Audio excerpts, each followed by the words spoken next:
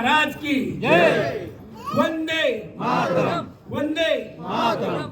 सन्माननीय व्यासपीठ आणि व्यासपीठावर जमलेले सर्व माझे मतदार बंधू आणि भगिनी, आज दत्तोबा शिंदेनगर या ठिकाणी होऊ घातलेल्या 2026च्या कोल्हापूर महानगरपालिका या निवडणुकीच्या अनुषंगाने आम्ही सर्व उमेदवार आज या ठिकाणी आपल्या भेटीस आलेलो आहोत. सर्वप्रथम मी माझी तुम्हाला ओळख करून देतो. मला नाही वाटत कोणाला ओळख करून द्यावी लागेल. माझं नाव संतोष उर्फ राजू जाधव आहे. मी राहायला जीवबानाना जाधव पार्क प्रभाग क्रमांक 81 मध्ये राहतो. माझ्या पत्नी उष्मा जाधव ह्या SC प्रवर्गातून निवडणुकीच्या रिंगणामध्ये आहेत. आणि त्याचबरोबर आमचे बाकीचे सहकारी सगळे आपला आपला परिचय देतीलच. सर, आपण आपल्या प्रास्ताविकातूनच इतकं बरंच काही सांगून गेला की योगेश म्हणला तसं आम्हाला काही शिल्लकच ठेवलेलं नाही, पण काही ना काहीतरी बोललं पाहिजे म्हणून मी आपल्याशी 2 शब्दाची हितकूच करतोय. मित्रहो, आपण आता ही जी होऊ घातलेली निवडणूक आहे ही एक वेगळ्या पद्धतीनं पहिल्यांदाच कोल्हापूरमध्ये होत आहे. ही निवडणूक होत असताना पॅनेल पद्धतीनं निवडणूक होते आणि मग पूर्वीची निवडणूक जी होती ती एक प्रभाग निवडणूक होती. एक प्रभाग निवडणुकीमध्ये 2015ला महानगरपालिकेची निवडणूक झाली आणि 20ला प्रशासन आलं आणि 5 वर्षाचा कार्यकाल गेला. या 5 वर्षाच्या कार्यकालामध्ये आपण सर्वांनी प्रशासनाचं काम बघितलं आणि त्याच 5 वर्षाच्या कार्यकालामध्ये आपल्याला 2 वेळा आपत्ती आलेली आहे. पहिली आपत्ती म्हणजे कोरोनाची महामारी आली. आपण सर्वांनी बघितलं असेल त्या परिस्थितीमध्ये आपल्या या प्रभागामध्ये काय अवस्था होती. आणि त्यानंतर 15 दिवस आपल्याला महापुरामुळे पाणी मिळालेलं नव्हतं. मित्रहो, हा दत्तोबा शिंदेनगर आणि समता कॉलनी हा परिसर तसा बघितलं तर 80 आणि 81 जुन्या प्रभागाच्या बाँड्रीवरचा परिसर आहे.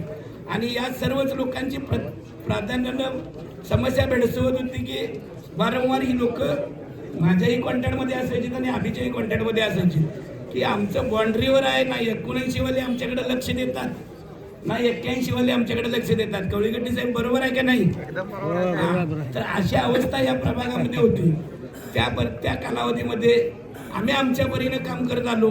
कोरोनाच्या काळामध्ये मी स्वतः घरोघरी फिरून आपल्या सर्वांना इम्युनिटी बुस्टर डोस औषध देण्याचं काम केलं मोफतमध्ये. बरोबर आहे? आलो होतो का तुमच्याकडे मी? त्यानंतर 15 दिवसाची महापूर आला त्यावेळी प्रत्येक गल्लीला मी स्वतः तुमच्या पाण्याच्या घागरी भरून देण्याचं काम केलेलं आहे. म्हणजे मला इतकंच सांगायचं आहे की आम्ही ग्राउंडला काम करणारी सर्व लोक आहोत. आपण अनुभवाल की पोद्दार हायस्कूलचा जो रस्ता आहे त्या रस्त्याची काय अवस्था होती. 2012 साली आपल्याला कागदावर महापालिका ज्यावेळी विचारलं जाईल त्यावेळी रस्ता मंजूर आहे म्हणून सांगत होते, पण प्रत्यक्षात आपल्याला रस्ता मिळत नव्हता. का मिळत नव्हता त्याचं गोडबंगाला आजही कळालेलं नाही आहे. 2012-15 पासून आम्ही वारंवार रस्त्याची मागणी करत असताना आम्हाला प्रत्येक वेळी रस्ता मंजूर आहे म्हणून सांगितलं जायचं, पण रस्ता काय व्हायचं नाही. त्या कालावधीमध्ये मी तुम्हा सर्वांच्या सहकार्यानं महानगरपालिकेला निवेदनाद्वारे कळवलं, निवेदनाद्वारे मागणी केली. निवेदनाच्या आमच्या कोण कचऱ्याच्या टोपल्या दाखवल्या गेल्या म्हणून त्याच्यानंतर रस्ता रोको आंदोलन 2 वेळा केला. त्यावेळी आमची दखल घेतली नाही आणि मग नाइलाजानं आपल्याला पहिल्यांदा कोल्हापूर शहरामध्ये रस्त्यासाठी अमरण उपोषण करावं लागलं. तुम्ही सगळ्यांनी बघितलं असेल, पोद्दार हायस्कूलच्या रस्त्यासाठी हॉटेल सबार्बनपाशी मी 5 दिवस 2022 मध्ये उपोषण केलं.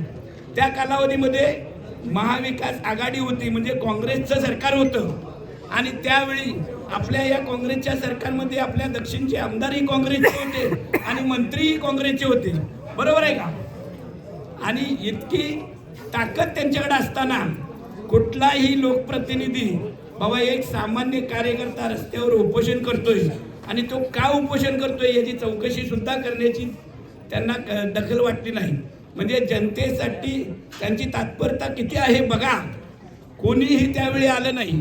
5 दिवसाचं उपोषण झालं आणि मग 6व्या दिवशी महापालिका प्रशासन आलं आणि त्याने आम्हाला विनंती केली की कोरोनाचा काळ येऊन गेलेला आहे, महानगरपालिकेकडे निधी नाही आहे आणि तुम्ही आमच्या विनंतीला मान द्या आणि तुम्ही उपोषण थांबवा. आम्ही येणाऱ्या 4-6 महिन्याच्या कालावधीमध्ये रस्ता करून देऊ. माझ्याबरोबर बसलेली माझी मायबाप जनता माझी अवस्था पाहून मला म्हणू लागली, मला म्हणाली की जाधव राजू आपण उपोषण थांबवूया, कारण आपल्या पदरात काय पडणार नाही, तुमची तब्येत बिघडायला लागली. मी हे ऐकलं त्यांचं.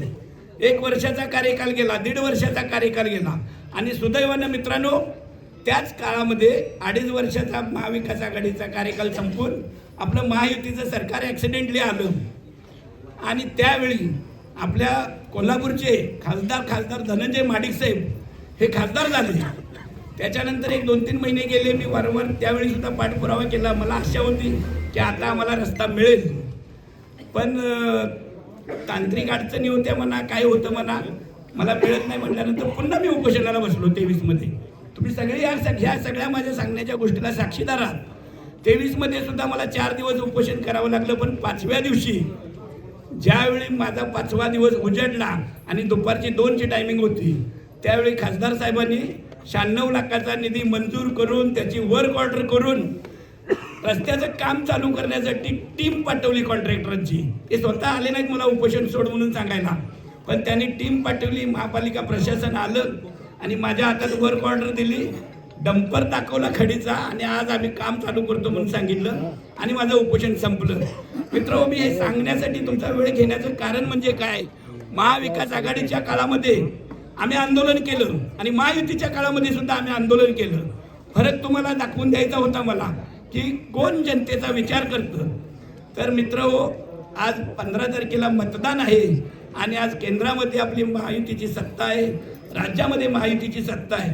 कोल्हापूर महानगरपालिकेमध्ये सुद्धा महापालिकेमध्ये भगवा झेंडा महायुतीचा फडकला पाहिजे, हे कळकळून मी तुम्हाला सांगण्यासाठी इथं आलेलो आहे.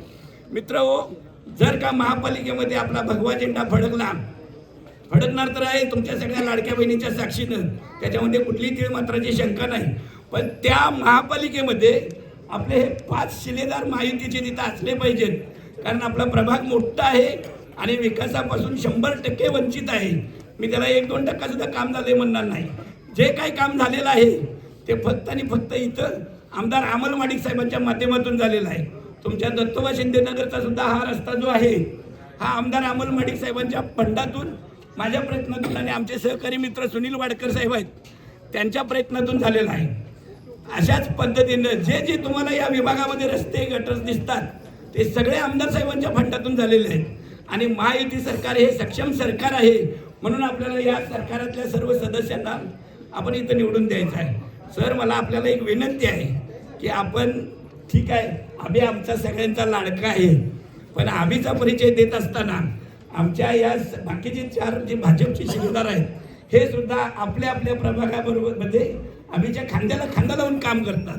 माझी आपणास विनंती आहे की येणाऱ्या काळामध्ये आपण त्या सर्व सदस्यांचं थोडंसं परिचय करून द्यावा, कारण तेंडुलकर वहिनी आमच्या 76 मध्ये राहतात. माझ्या मायबाप जनतेला त्यांचं कार्य काय आहे माहीत नसतं. आपली जबाबदारी आहे सर, आपण सगळ्यांनी ती जबाबदारी पार पाडली पाहिजे.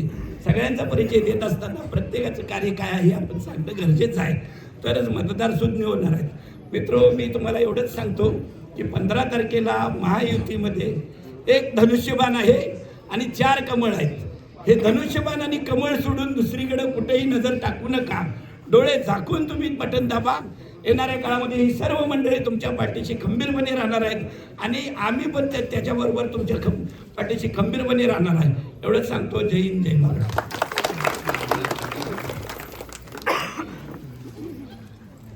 अशाच नवनवीन अपडेट्ससाठी डिजिटल कोल्हापूर चॅनेलला सबस्क्राईब करायला विसरू नका.